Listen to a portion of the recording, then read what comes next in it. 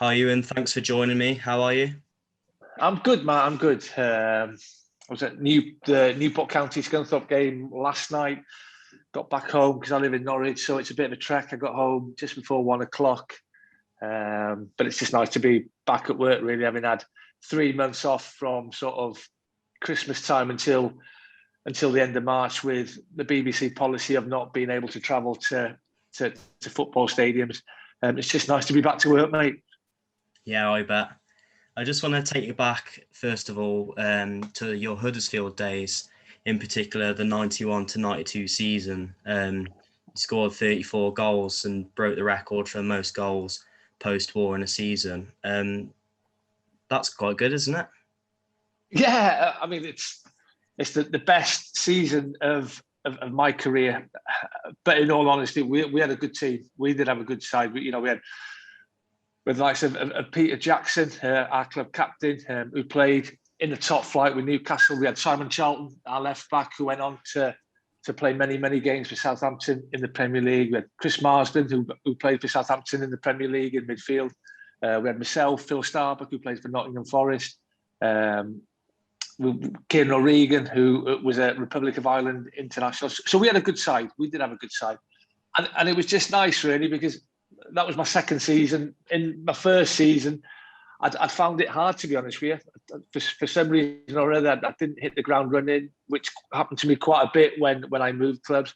I think I only scored 15 goals in my first season. So I took a little bit of stick. I was a young lad. And I think you can sink or swim. And I just thought they'd signed me for quite a bit of money at the time. I think I was a club record fee at the time for a 21-year-old. And I think the Huddersfield fans were expecting Maradona to walk through the door, and I think they were disappointed in that first season. They thought they'd signed Madonna. But yeah, the second season, things just clicked. I was probably lighter and leaner than I was in my first season. I was definitely fitter. And as I said, we had a good side. We finished third. Obviously the 34 goals, and we should have got promoted. We lost to Peterborough in the playoffs, which was massively disappointing because I thought we were good enough to win the league that season. Yeah, and you went to Leicester and then to Wolves, and you had a good season, but they needed to raise some funds, didn't they? Do you ever look back and think, what if I didn't get sold? How different your career could have been?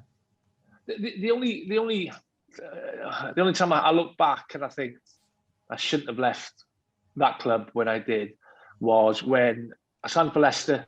I signed in November. I was there for 2.5 years. The contract was at an end that season. We just won the playoffs to get ourselves back into the Premier League. I was top scorer for the club for those 2.5 years. And I loved it, mate. I loved it. And something happened which I let affect me. Something off the field that was said by a person that should have said it. I sort of cut my nose off to spite my face. And I knew there was interest from Wolves. I knew what a big club Wolves was, even though they were the Championship side and I was leaving a Premier League side. And that's what happened. And looking back, it was a mistake. It was a mistake to leave Leicester because Martin O'Neill didn't want me to go. We were in the middle of negotiations.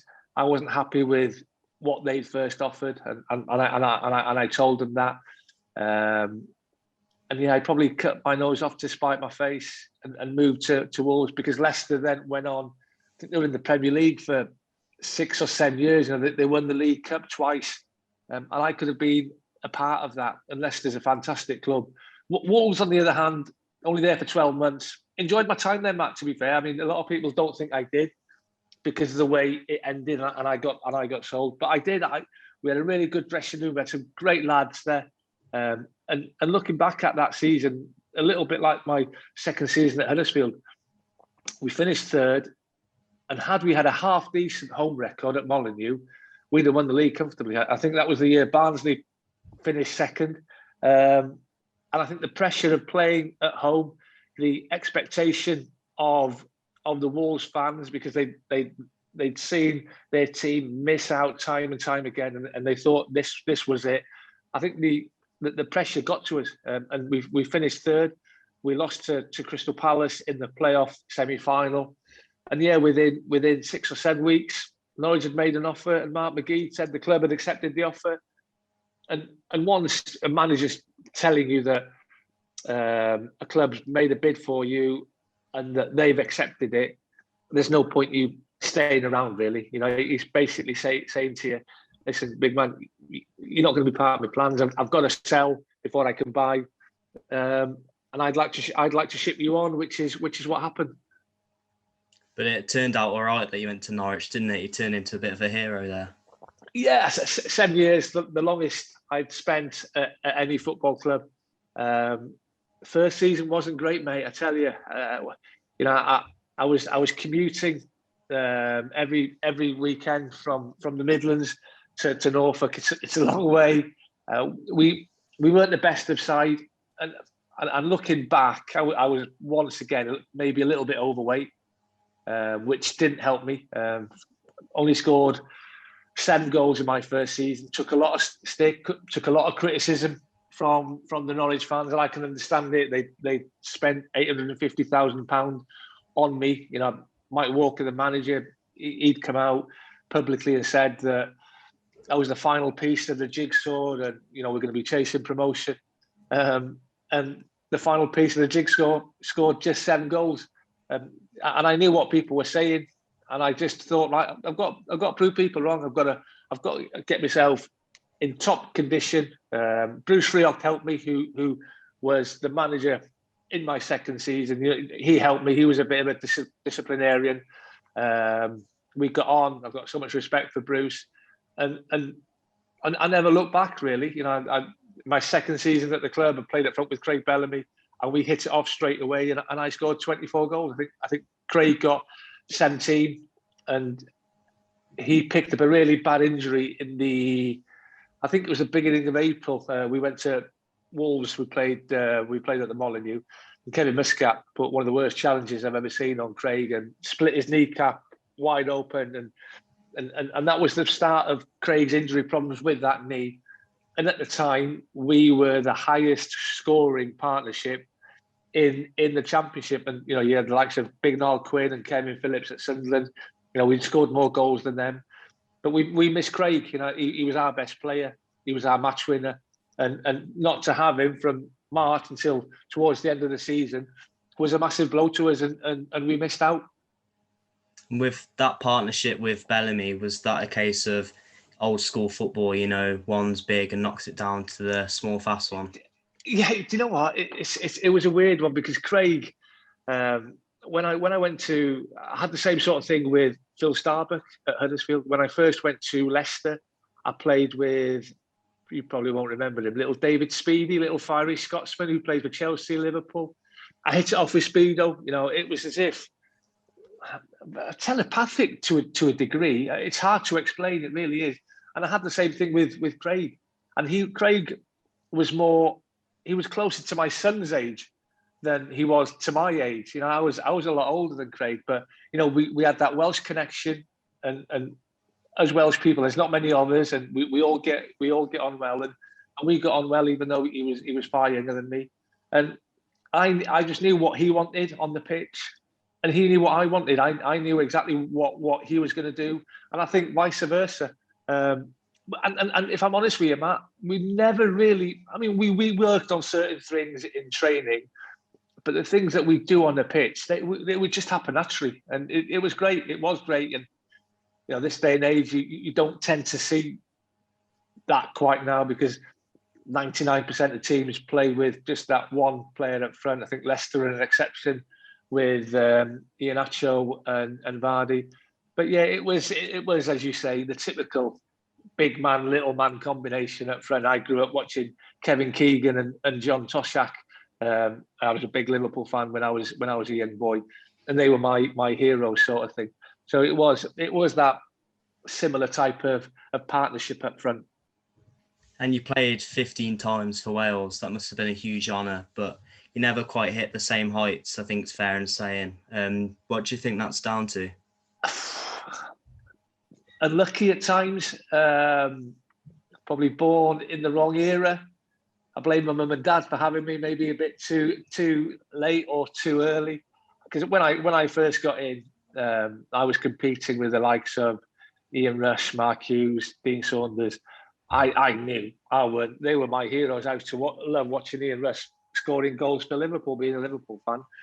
And I knew that at that time I was just happy getting in the squad, to be honest with you. And if I managed to get on and play a couple of minutes, that was a bonus if I got a cap.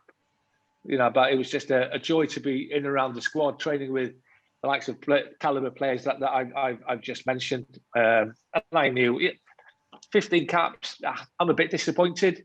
I would have loved to have got more, but it wasn't to be, because then you had the likes of John Hartson came along, Craig Bellamy, Nathan Blake was playing at a high level, high standard. So it was just one of those things. We had good players that played in my position who were playing at a higher level. So it's just one of those things. The one thing that does hurt me is, I scored 239 goals in my professional career and never scored for Wales.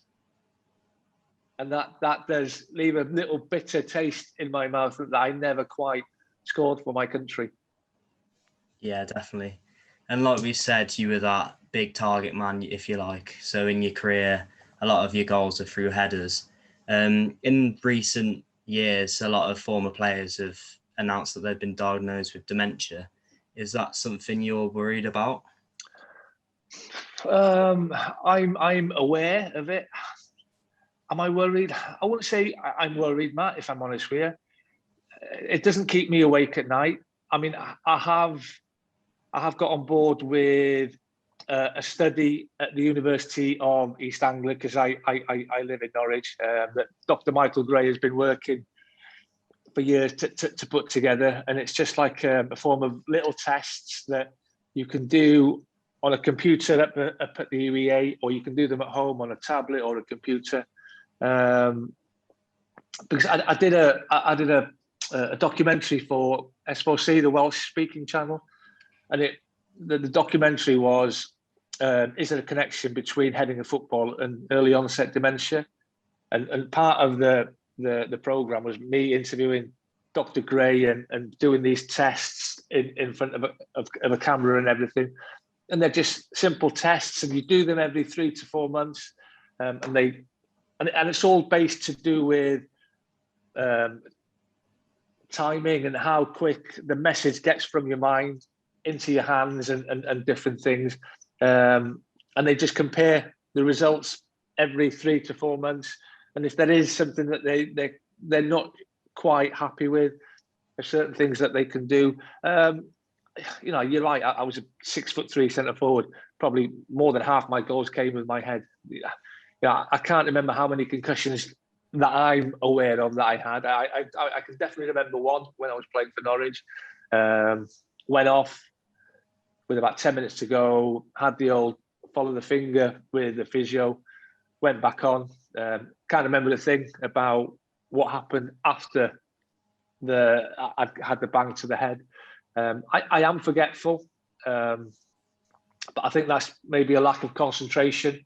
But it's something that I think the people that run the game could do a lot more with. We've seen over the past 12, 18 months, 4 or 5 of that great England side who won the World Cup sadly pass away with this horrible illness. We at Norwich lost Duncan Forbes, who was a big, strong, commanding centre half whose strength was in the air. He sadly passed away over 12 months ago with dementia. And it's not just professional footballers. It's both men and women. It just doesn't affect men; it affects women. So it's important that we get that message out. Amateur players, do we stop children from heading a football? I think that's not a bad idea, and it's something that, because I played over 750 games in my career, and people just think that they see you heading a ball in a 90-minute game. They don't see the repetition work you do on a daily basis in training. You know, I when I was a young lad, I was okay in the air. I wouldn't say it was a strength of mine, and it wasn't until I got to a professional club with Watford, and it was something that I worked on tirelessly, day in, day out. You know, getting two wingers, crossing balls into a box, and heading a ball into an empty net on a regular basis. Balls were a lot heavier. I understand they're a lot lighter now, but that means they travel quicker and they arrive at your forehead quicker. And I think a lot more could be done to help the families of these ex-professionals who have been legends in the game, because it's not easy for them. It really isn't. So what do you think needs to be done? Like you said, banning heading in youth football. Do you think that's the way forward? I think if you look at football in America, a few years ago now they banned children from the ages of 11 and under from heading football. I don't think that's a bad idea. I think we should probably go down the same route here, because I think by doing that, I think we'd develop better players, because they'd have to practice other skills. You know, it wouldn't just be knocking balls in the air. Your awareness, your touch on with both feet, your passing range. Maybe limit heading in training, and I know that's something that Frank Lampard sort of was quite keen to do when he was manager at Chelsea. You know, at the beginning of the season, there was a lot of talk that they were going to limit heading football in training. I'm not a hypocrite. I wouldn't want to see heading being completely banned, because I think it has got a part to play. I think it's a big part of the game, and you know, realistically, I probably wouldn't have made the living and played as many games and played for 6 clubs had heading been banned when I played. It is part of the game, but you know, we have to limit the damage on a daily basis that heading of football does to professional footballers and amateur players. And finally, do you think the charities get enough coverage, and do you think the players and former players get enough support? I don't think the charities get enough coverage. I think the FA and the PFA could do a lot more. I really do. You know, and I'm part of this study in East Anglia with Dr. Michael Gray, and I think there's about 50 ex-professionals that's going to take part in this study, both men and women. But he needs a bit of help. You know, it isn't cheap. They need help with funding, and I think both the people who run the game in this country could do a lot more, because dementia is a hard one, because people think that people want to point the finger at blame, and that's not the case for me. It was my decision. You know what I mean? I never had someone hold a gun to my head and force me to sign my professional contract. It was what I wanted to do. So I'm not looking for blame. I'm maybe looking for a bit of help a little bit further down the line. The PFA could do a lot more. They say they funded 4 or 5 charities, but I think if you add all the finances that they've given to these charities, it's about £300,000, which is a lot of money. Don't get me wrong, but the money that the PFA make from the FA, from the Premier League, from the professional footballers themselves, that's a drop in the ocean. I think both the FA and the PFA could do a lot more especially towards ex-professionals who didn't earn the living that footballers do now.